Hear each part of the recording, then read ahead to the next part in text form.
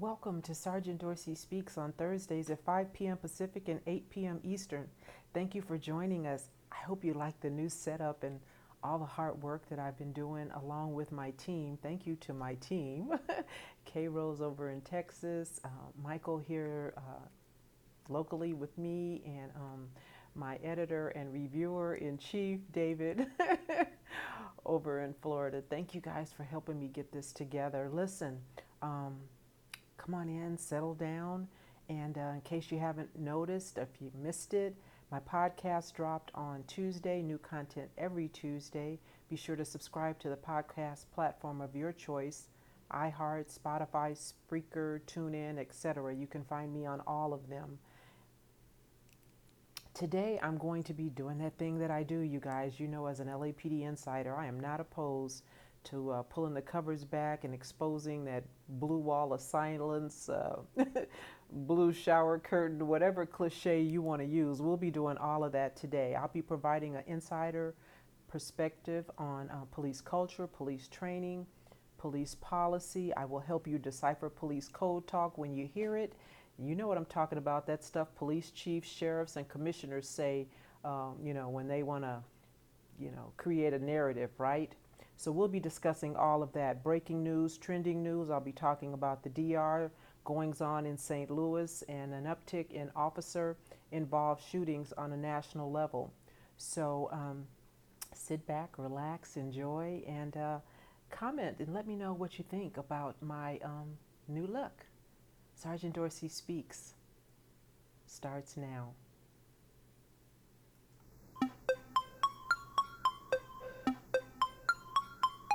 Would you call yourself a critic of police? I want justice. I want accountability. And I want there to be an end to the taking of Black lives.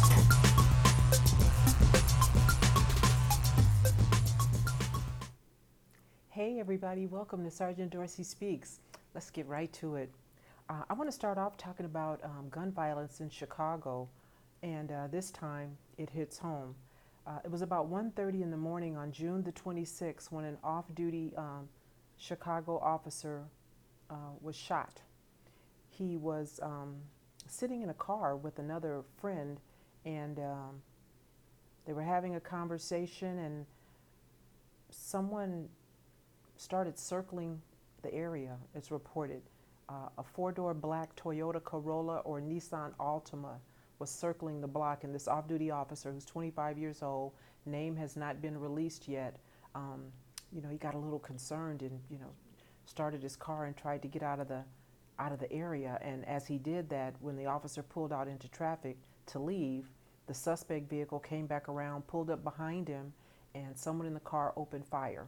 Now, it's not known whether or not the officer was the intended victim or if it just was a coincidence that this was just, gun violence that happens, every weekend in Chicago. You know how they get down, right? And it just so happened that this time it was an off-duty officer that was involved.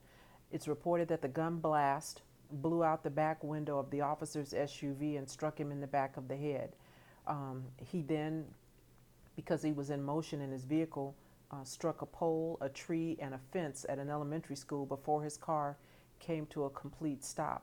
Now, reports are that there were officers patrolling nearby who heard the gunfire, responded to the scene, and were able to render aid and get help for this officer.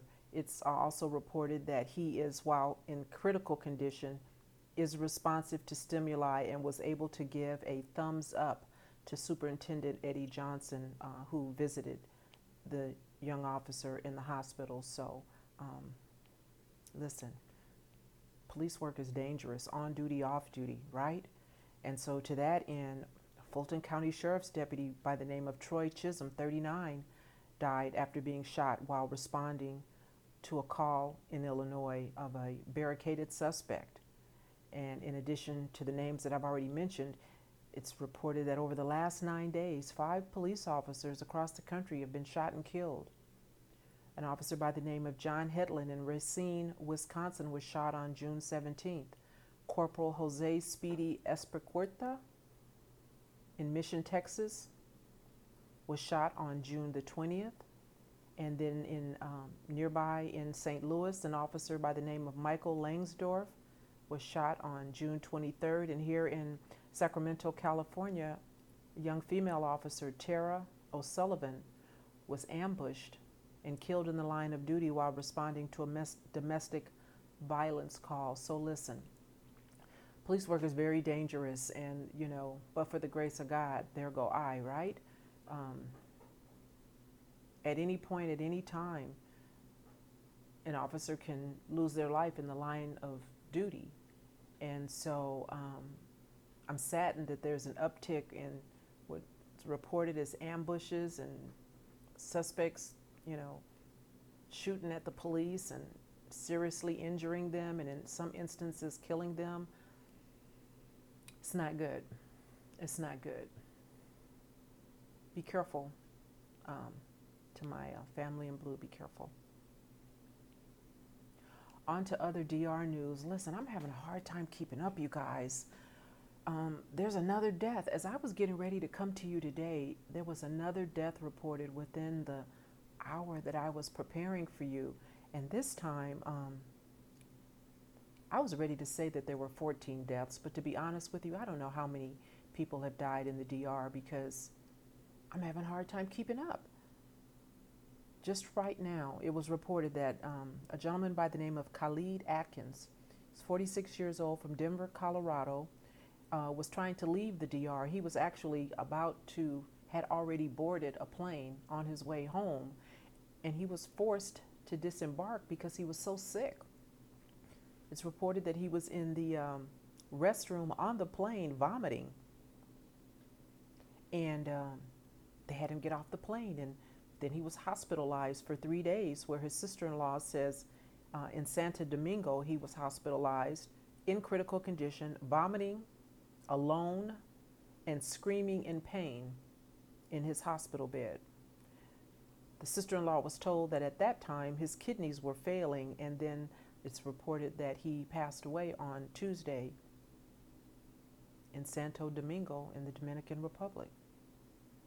Now, that just was reported. I was prepared to tell you about other deaths that have been reported in the news, and it's not getting any better, family. It's not getting any better, and wow. The problem that I have with all of what's going on is I don't know if we're getting good information. The officials in the Dominican Republic, of course, you understand, they're saying that these are natural causes, right?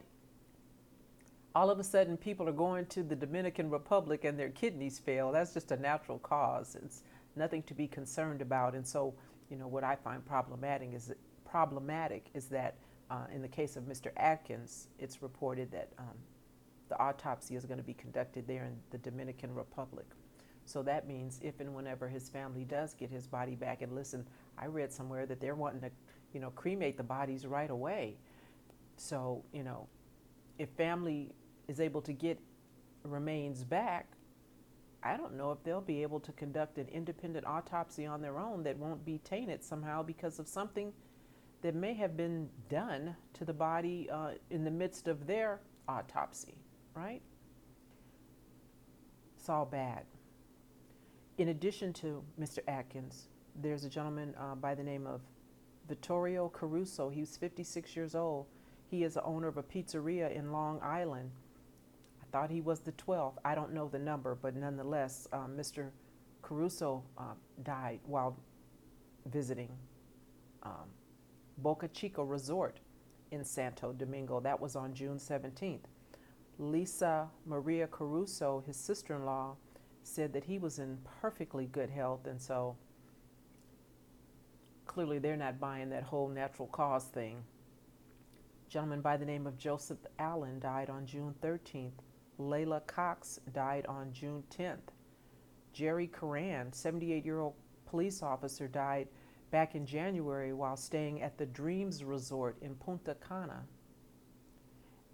This was 3 days after he arrived, and he too began vomiting and became unresponsive underwent surgery, and then died some hours later, according to his daughter, Kelly Brown. It's also reported with regards to Jerry Curran that his daughter sent $40,000 over there to help defer the cost of surgery, and that somehow the money was misused, or I don't know, something happened with that $40,000. And listen, how many of you, when you travel out of the country, get traveler's insurance? Because, you know, traveler's insurance will cover any kind of medical expense that you have if you get hurt or injured or sick, you know, when you're traveling in another country. I used to didn't get it. I do now. Not because of what's going on in the DR, but because I had seen something where a young lady was traveling, and she was, I think, somewhere in Africa, and she just happened to step off the curb and messed up her ankle, and she needed surgery. And yeah, it was all bad because she didn't have that insurance. And so who wants to come back from an amazing vacation wondering how you're going to pay for hospital expenses that you incurred when you were on this amazing vacation? So if you guys don't regularly get that insurance, you know, at the end of reservations, when they say for a nominal fee, you know, you can get it, you should get it. Now, back to 78-year-old Jerry Curran. It's reported that he was staying at the Hard Rock Hotel, I believe, in Punta Cana. And, well, if he wasn't staying at the Hard Rock Hotel, what the Hard Rock Hotel is saying they're going to do is that they have hired a U.S.-based health company to try to get to the bottom of what's going on. And they have also, at the Hard Rock Hotel, barred all liquor dispensers. Something about those mini bars in the hotel rooms, and I'm hearing from folks that, you know, there are certain vacation packages that actually come with free stuff, right, in your hotel room. This, you know, everything that's free ain't good for you, right? Be very, very careful. Yeah, a lot going on in the DR. So sadly, you know, I may have to come back to you with revised numbers and more information on folks who've either become ill or lost their life in the DR. I'll keep you posted. On to news in Oregon. I reported about this before, and so it's official now. Oregon lawmakers have approved a bill aimed at preventing racially motivated 911 calls. You know how folks, you know, call the police on us when we're just doing regular stuff? I think they're calling it living while black. Living while black is a thing. It could be a problem. And so in Oregon, if you make a frivolous 911 call on someone who looks like me, you can be subject to arrest, criminal prosecution, fine. Person can sue you civilly. So I believe that there are other efforts around the nation to get this same kind of legislation passed. So if you hear something like that where you live and you want to have your voices heard, speak up. A closed mouth doesn't get fed, right? So yeah, pay attention. Now that it's law in Oregon, I'm sure other states will look to make it law there. One of my subbies on YouTube asked me about Timothy Loman, and so you know, you guys know who Timothy Loman is. That was the officer that shot and killed Tamir Rice. He went on to try to get on a bazillion other police departments, you know, before he shot and killed Tamir, because he came from another police department that had sent him a packing. They didn't fire him. They gave him the gift of resignation. I think it was Independence Police Department, I believe. Maybe Jennings, I forget. But nonetheless, he was on another police department before he came to Cleveland, shot Tamir Rice, then he left Cleveland, and then he went on to join another sheriff's department, and folks got word, and he had to resign. But in the meantime, he's appealing his termination at Cleveland PD.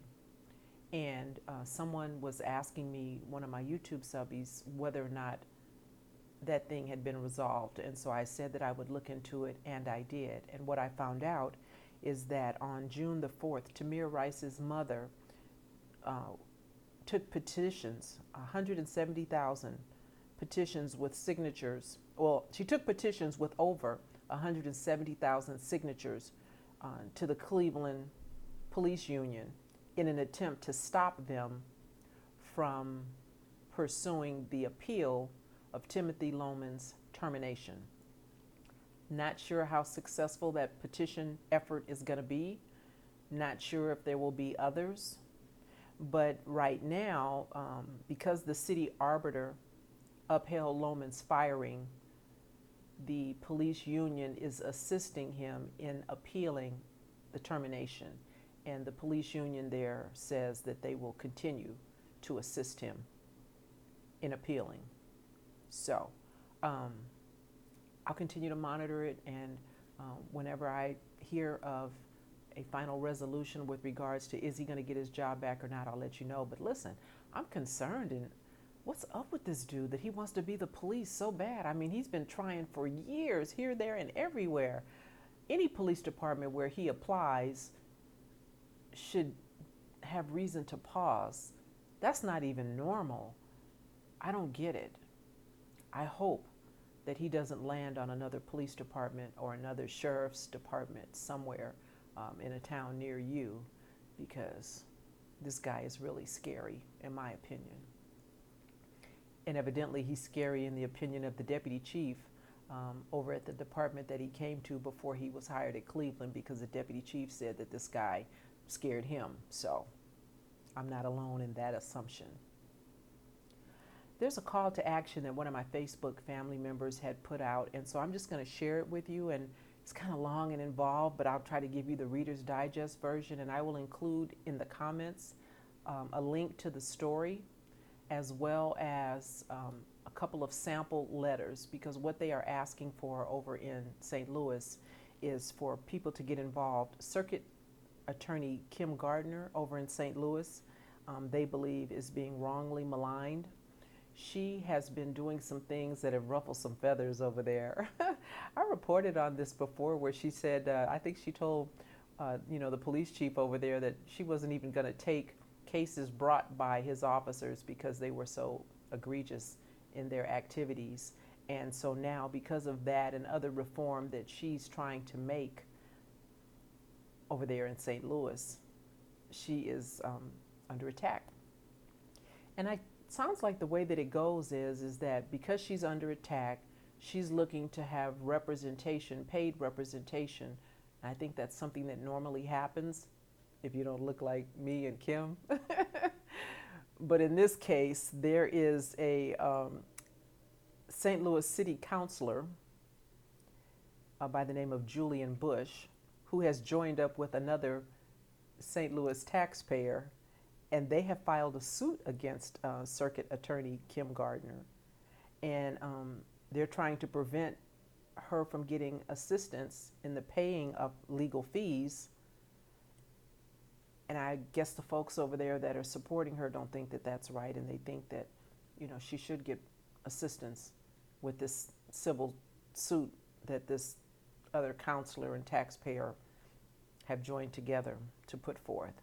So they're asking over in St. Louis, the activists that are involved in this supportive campaign, is that you write a letter.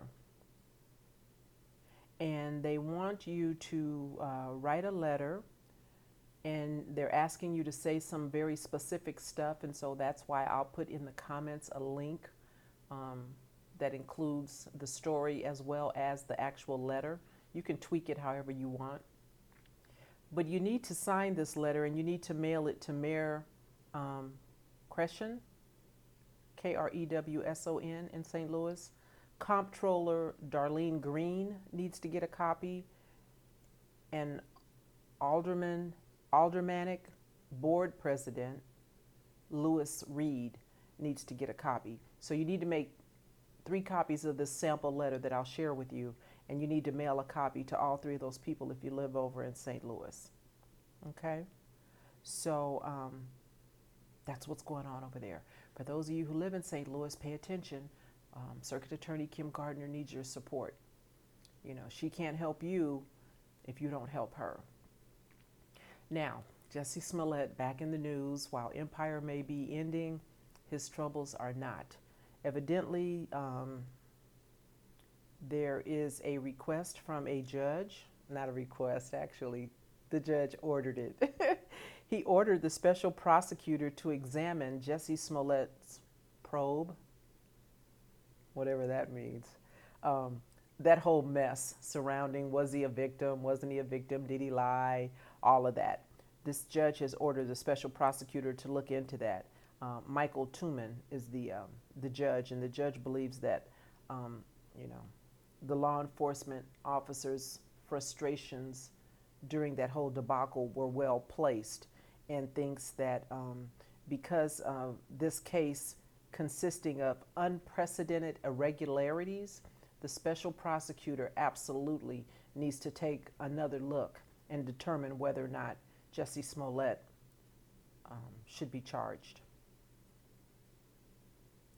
And then, you guys, you heard me talk about over in Phoenix, Police Chief Jerry Williams pulled about 60 of her officers out of the field some time ago because they had been found to be in chat groups making racist and other, sexist, anti-Muslim comments, memes, you name it, they were doing it. And so this all came to light because there's a group that actually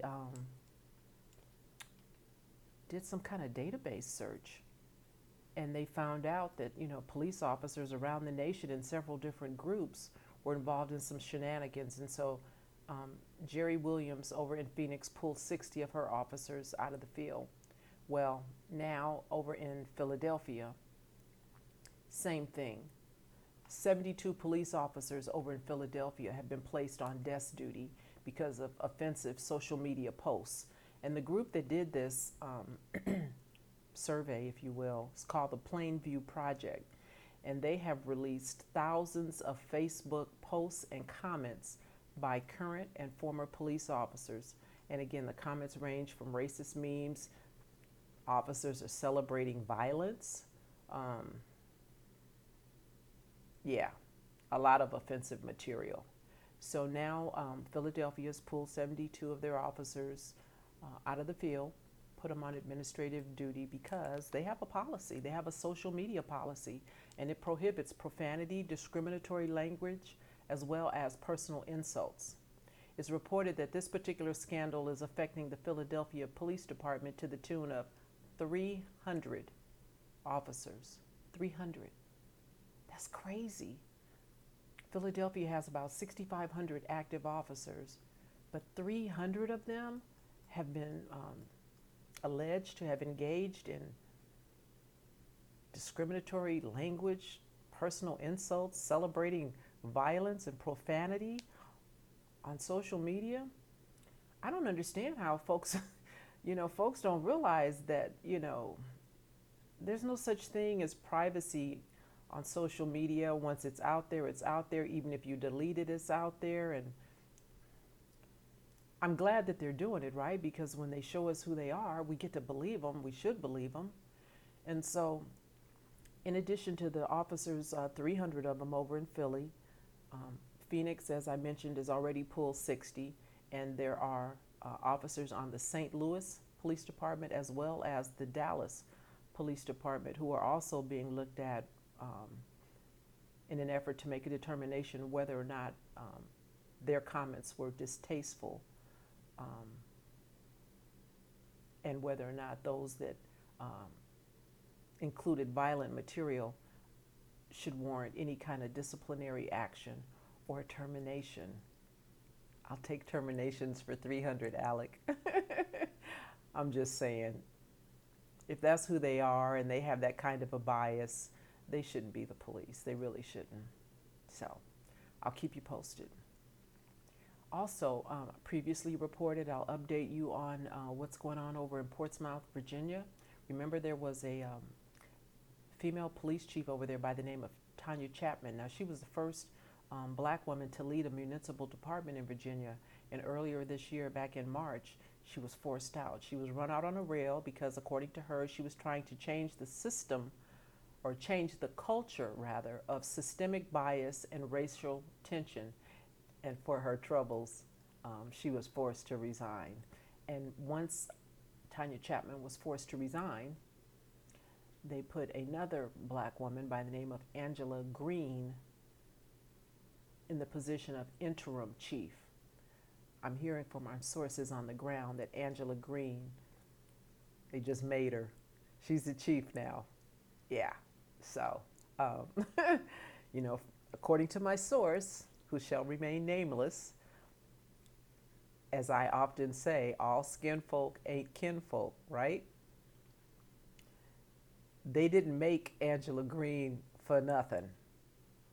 They didn't run Tanya Chapman out for nothing. So, we've seen this movie before, some would say, over in Florida with Sheriff Gregory Tony, a black man. Over in Phoenix with Chief Jerry Williams, a black woman. I don't know. Are they an indication of that sentiment? All skin folk are not kinfolk? You be the judge. Well, that brings this week's segment, Sergeant Dorsey Speaks, to a close. I hope you've enjoyed my new layout. I hope you like the production. Don't forget, on your way out the door, you see I've been kind of scrolling a little reminder to tell you to like, follow, and share this broadcast. I hope you will do that on your timeline. I hope you'll tell a friend. To my YouTube subbies, bring a friend with you over to my channel next time you come. Don't forget, you guys, to visit sergeantdorseyspeaks.com. That's SGT. DorseySpeaks.com. Support me there in my vision by purchasing my book, my autobiography, The Black and Blue, The Creation of a Social Advocate. And also, if you already have the book and you don't have a need for another, unless you want to, buy one for a friend, right? You can make a donation. So hope you'll visit sergeantdorseyspeaks.com to do that. And as a reminder, if you don't want to miss any important updates, I want you to subscribe so that you can receive mobile text alerts by texting the word SURVIVE to 58632. That's SURVIVE to 58632. So until next time, you guys, be good and be safe.